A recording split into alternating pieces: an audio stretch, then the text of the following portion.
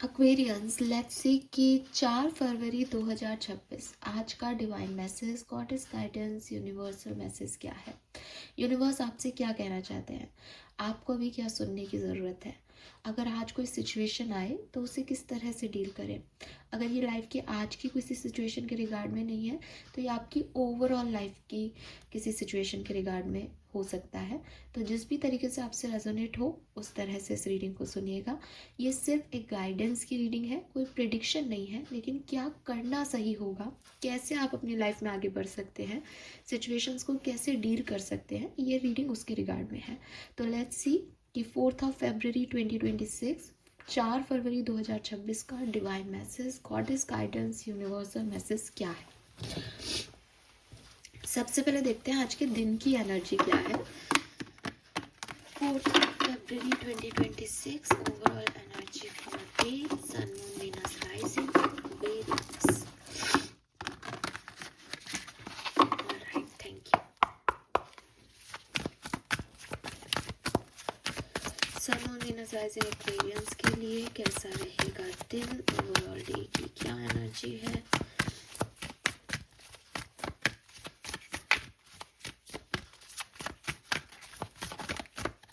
All right, we have 8th house,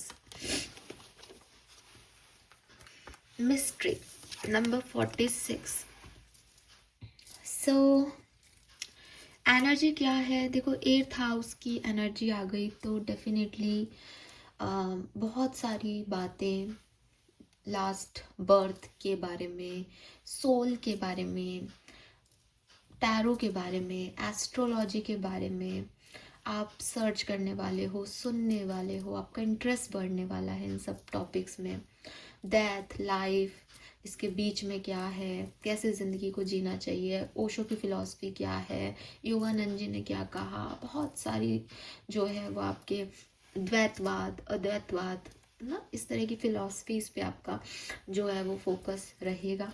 मुझे ऐसा भी लगता है मे बी आप में से काफ़ी लोग कोई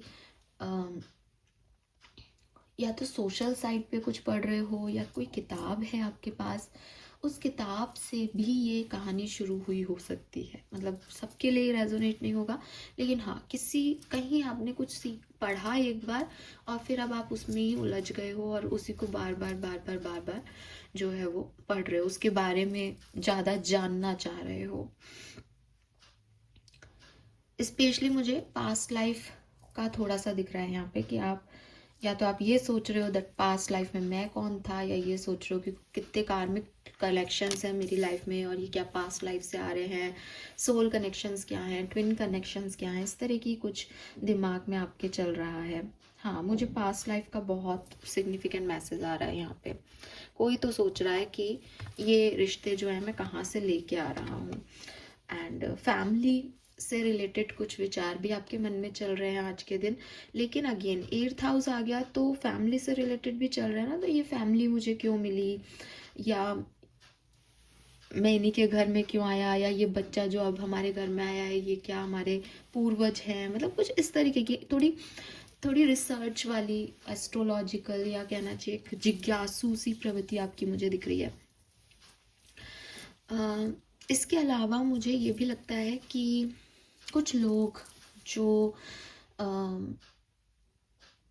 कुछ लोग आपकी लाइफ में ऐसे हैं जिनके एक्शंस पे आपको बिलीव नहीं होगा, कहीं ना कहीं डाउट होगा, कहीं ना कहीं आपको ऐसा लगेगा कि यार ये मेरे वेल विशर्स हैं या नहीं, या ये व्यक्ति इस तरह का एक्शन क्यों कर रहा है। तो एक CID वाली अप्रोच लेके आज आप मुझे चलते हुए दिख रहे हो कि आप हर किसी पे ट्रस्ट नहीं कर पा रहे हो, थोड़ा सा आपको डर सा है, वहम सा है कि क्या है। और अगेन इसीलिए है क्योंकि पास्ट बहुत अच्छा नहीं रहा, या आप कुछ क्लैरिफाई करना चाह रहे हो, चीज़ें सच में ही थोड़ी धुंधली हैं आपके चारों तरफ, इसलिए आप थोड़ा सा एक मिनट मुझे वापस से देखने दो, समझ नहीं आ रहा, ऐसी वाली एनर्जीज है।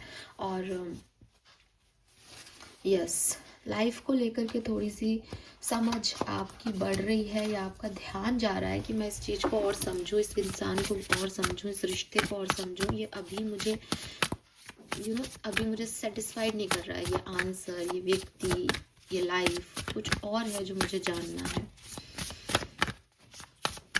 लेट्स सी आपके लिए गाइडेंस क्या है। प्रिंसेस, पोशन का कार्ड आपके लिए बहुत आता है and you have the shark. Yes, shark. किसी के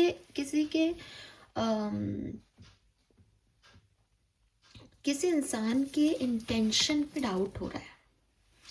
swim away from this situation. Shark, डर लग रहा है उस व्यक्ति से आपको, और इसीलिए आप उस पर डाउट कर रहे हो, तो उसके बारे में इंफॉर्मेशन ले रहे हो कि यार ये चक्कर क्या है इस आदमी का, ये मैनिपुलेशन चल रहा है, ये झूठ बोल रहा है।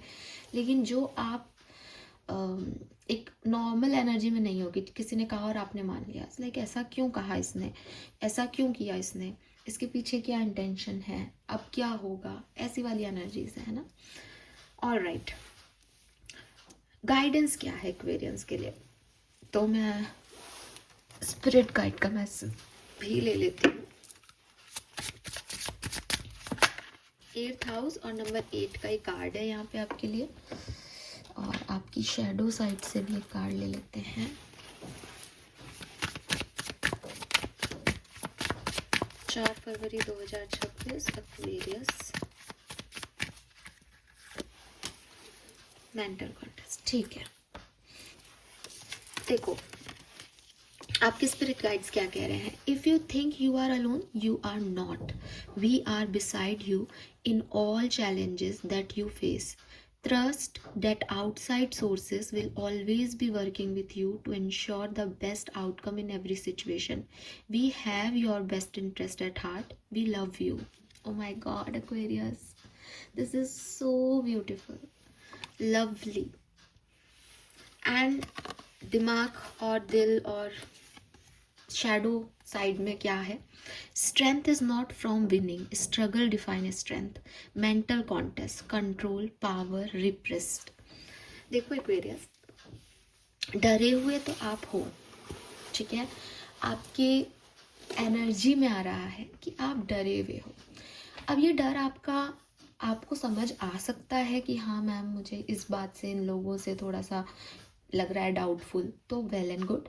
अगर ये आपको समझ नहीं आ रहा तो ये डर ना आपका सबकॉन्शियस लेवल पे है, क्योंकि मेंटल कॉन्टेस्ट जो है वो ऐसा कह रहा है कि कहीं ना कहीं आप एक ऐसे शख्स हो एक्वेरियस, जो जब भी लोग आपको डराते हैं ना तो आप उन्हें ओवर पावर करने की कोशिश करते हो। जैसे फॉर एग्जाम्पल, आपको किसी ने कहा कि अरे तू ये नहीं कर सकता, तो आप वो इंसान नहीं हो कि आप कॉन्फिडेंस दिखा के वो उनको करके बता दो। नहीं, आई एम सॉरी, आप वैसे नहीं हो। आपका शैडो साइड आपको डराता है, आपका शैडो साइड कहता है आपको, अगर तू सच में नहीं कर पाया तो, अगर तू हार गया तो ये लोग क्या कहेंगे। आपका शैडो साइड आपको ये सोचने ही नहीं देता कि यार तू अगर इनके कहने के बाद भी अगर इस कंपटीशन में रहा तो चाहे सेकंड भी आएगा ना तो भी इन लोगों की तो हार ही है। ये आप नहीं सोच पाते, आप यही सोच पाते हो कि मैं हार गया तो क्या होगा, ये लोग कैसे रिएक्ट करेंगे। जबकि आपके गाइड्स, आपके एंजल्स आपको यही कहना चाहते हैं कि हार और जीत की तो बात ही नहीं है यहाँ पे, मैं तुम्हारे साथ खड़ा हूँ और तुमको कभी भी गिरने नहीं दूंगा। और जीतना ही ज़रूरी नहीं है, कभी कभी नहीं गिरना, गिव अप नहीं करना भी जीत होती है, जिसको तुम देखना ही नहीं चाह रहे।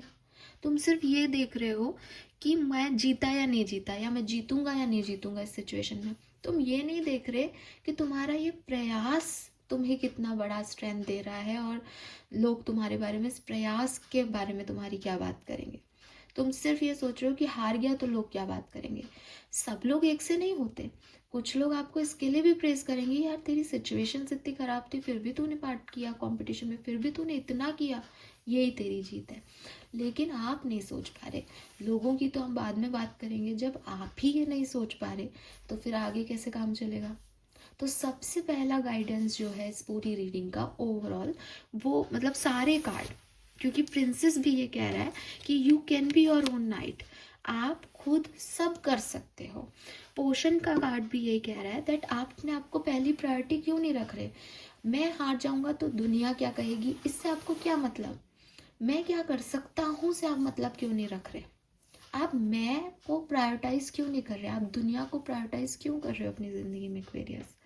तो लमसम जो ओवरऑल एनर्जी आ रही है, सारे कार्ड चिल्ला चिल्ला के एक ही बात कह रहे हैं एक्वेरियस को कि एक्वेरियस, अगर तुम अपनी विक्ट्री, अपनी जीत, अपनी स्ट्रेंथ सिर्फ इसको मानते हो कि मैं कितनी लगन से हार्ड वर्क करके जीता, तो तुम्हारी डेफिनेशन ऑफ स्ट्रेंथ रॉन्ग है।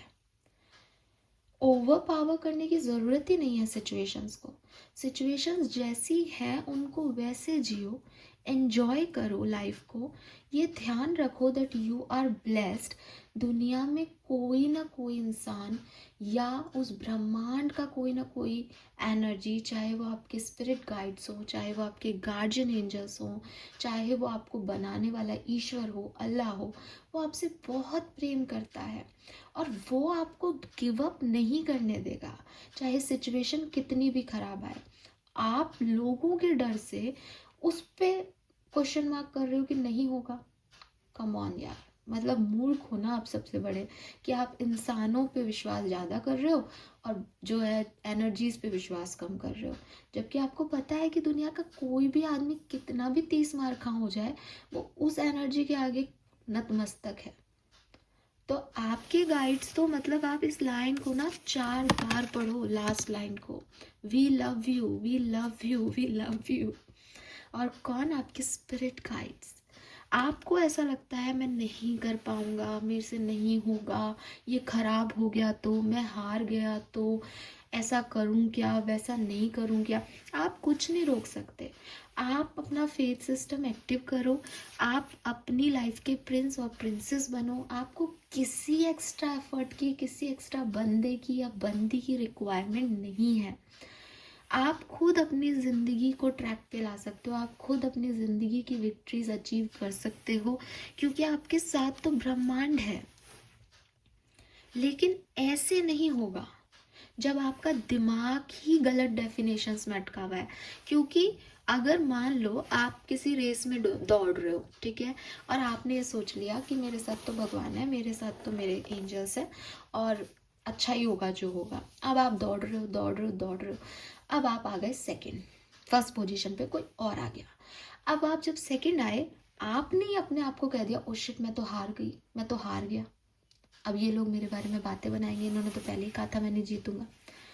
क्या आप अपने आप को एक सेकंड थॉट नहीं दे सकते कि मैं 10th नहीं आया? क्या आप अपने आप को एक सेकंड थॉट नहीं दे सकते कि यार मैं गिरा नहीं पूरी रेस में? क्या आप अपने आप को एक सेकंड थॉट नहीं दे सकते कि यार बढ़िया हो गया यार, मैं तो इतना नहीं सोच रहा था कि मैं इतना कर पाऊंगा?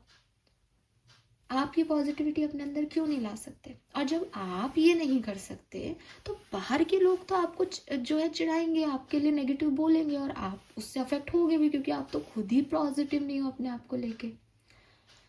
तो पॉजिटिव थॉट तो यही है। अब अगर आप मुझसे कहें कि तो मैं फर्स्ट पे आना चाहता हूँ, हर व्यक्ति फर्स्ट नहीं आ सकता। हो सकता है इस रेस के लिए आप फर्स्ट नहीं थे, हो सकता है फर्स्ट वाले को आपसे ज़्यादा ज़रूरत हो, आप उसकी दुनिया नहीं जानते, आप सिर्फ अपनी दुनिया जानते हो। तो आपके एंजल्स जब आपको कह रहे हैं that they are with you, वो जो भी कर रहे हैं अच्छे के लिए कर रहे हैं, बेस्ट कर रहे हैं, तो आपको चिंता करने की क्या ज़रूरत है? नंबर गेम में पढ़ने की क्या ज़रूरत है?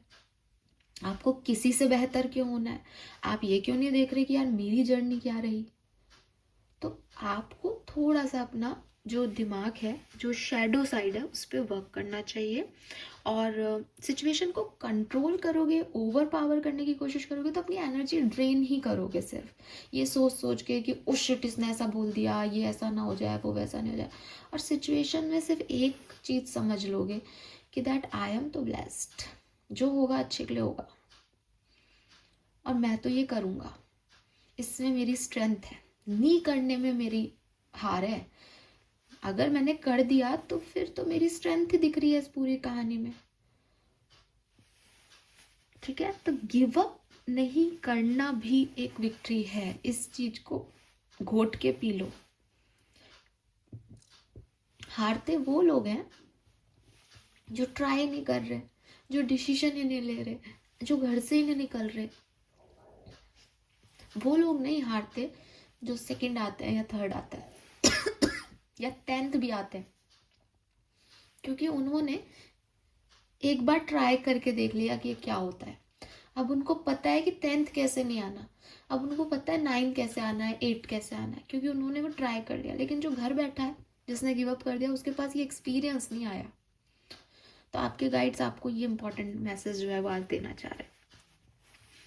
अब अगर इस सिचुएशन पे आऊँ, शार्क पे, तो कुछ लोगों से, कुछ सिचुएशन से जितना दूर रहोगे उतना अच्छा है। फालतू में दूसरों के मुद्दों में नहीं पढ़ना अच्छा है। स्पेशली आज के दिन के लिए रीडिंग है तो मैं आज बोलूँगी, अगर आप वैसे भी ऐसा नेचर रखते हो कि देखो, दुनिया जब हमको क्वेश्चन मार्क करती है कि तुम नहीं कर पाओगे, तो हमें अच्छा नहीं लगता, वो हमारा कॉन्फिडेंस लूज़ कर रही है।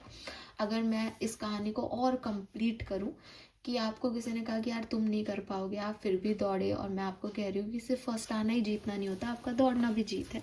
लेकिन इस पूरी कहानी में वो लोग जिन्होंने ये कहा कि तुम नहीं कर पाओगे, जिन्होंने जज किया, वो भी कहाँ आए आपकी आपकी कहानी में? वो आपकी कहानी में विलन बने, वो आपकी कहानी में अच्छे लोगों की कैटेगरी में नहीं आए, चाहे उनके इंटेंशन कैसे ही हो। ऐसे ही जब हम किसी दूसरे के पचड़ों में फालतू में जा कर के कोई कमेंटबाजी करते हैं, या कोई जस्टिफिकेशन देते हैं, या जजमेंट देते हैं, तो उनकी कहानियों में हम विलन हो जाते हैं। और क्यों बने हम किसी की कहानी में विलन? हमें उनकी कहानी का 1% भी नहीं पता, वो कैसे जीते हैं, क्या सोचते हैं, हमें कुछ भी नहीं पता। हमें सिर्फ उतना पता है जितना हमें दिखाई दे रहा है। लेकिन ये वही बात है कि चांद हमें जैसा आधा सा दिख रहा है, चांद वैसा नहीं है, पूरा अलग चीज़ होती है जो हमें पता ही नहीं कि कैसी दिखती है, क्योंकि हम एक हिस्से से देख रहे हैं। तो एक साइड ऑफ कॉइन पे कभी भी रिएक्शंस नहीं देने चाहिए अनटिल वो आपकी मजबूरी क्यों ना हो। दूसरे लोगों को कभी जज मत करो, दूसरों के पचड़ों में जब तक तुम्हारे ऊपर नहीं आ रही, जब खुद पे आए तो स्टैंड लेना चाहिए। लेकिन ऐसा नहीं कि वहाँ 2 व्यक्ति लड़ रहे हैं, आप गए हाँ हाँ ऐसा ही, ऐसा क्यों करना है? ठीक है। तो कुछ लोग, अब ये तो चलो आपकी पूरी तरीके से गलती होगी इस एग्जाम्पल में, बट यहाँ ऐसा लग रहा है कि हाँ, इर्द गिर्द के कुछ लोग हैं भी जो बहुत वेल विशर्स नहीं है। आप सही हो अपनी जगह कहीं ना कहीं, तो थोड़ा दूरी बना के चलें, ठीक है। लेकिन आप भाग नहीं सकते हो एक्वेरियस। आपको दूरी बनाने के लिए कहा जा रहा है, इसका ये मतलब नहीं है कि आप जो है किसी से बात मत करो और अकेले हो जाओ, ऐसा नहीं कहा जा रहा, बट एक एहतियात रखो, है ना। अगर आपका दिमाग उसमें जा रहा है, एनर्जी में एयर था उसकी कि यार मैं CID बन जाऊं या मैं पता कर लूं, सही हो आप, रीज़न है उसका, क्योंकि आपके इर्द गिर्द ऐसी एनर्जीज हैं। तो थोड़ा सोच समझ के आगे बढ़ते हुए आप दिख भी रहे हो, और आपको करना भी ऐसा चाहिए, ठीक है। सो ये मैसेज मुझे आपके लिए मिल रहा है, होप ये आपसे रेजोनेट होंगे। नंबर 1 बहुत सिग्निफिकेंट है, फर्स्ट मंथ जनवरी बहुत सिग्निफिकेंट हो सकता है। ये जो कहानी है ये किसी जनवरी के इंसिडेंट्स पे हो सकती है।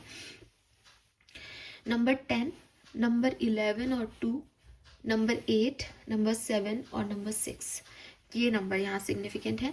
कलर ऑफ द डे की बात करूँ तो मैं कहूँगी डार्क पिंक कलर, रानी कलर जिसे कहते हैं हम। तो डार्क पिंक कलर जो है वो बहुत अच्छा रहेगा आपके लिए। So this is all for you. Thank you so much मुझे सुनने के लिए। चैनल को लाइक और सब्सक्राइब कीजिएगा। Bye bye.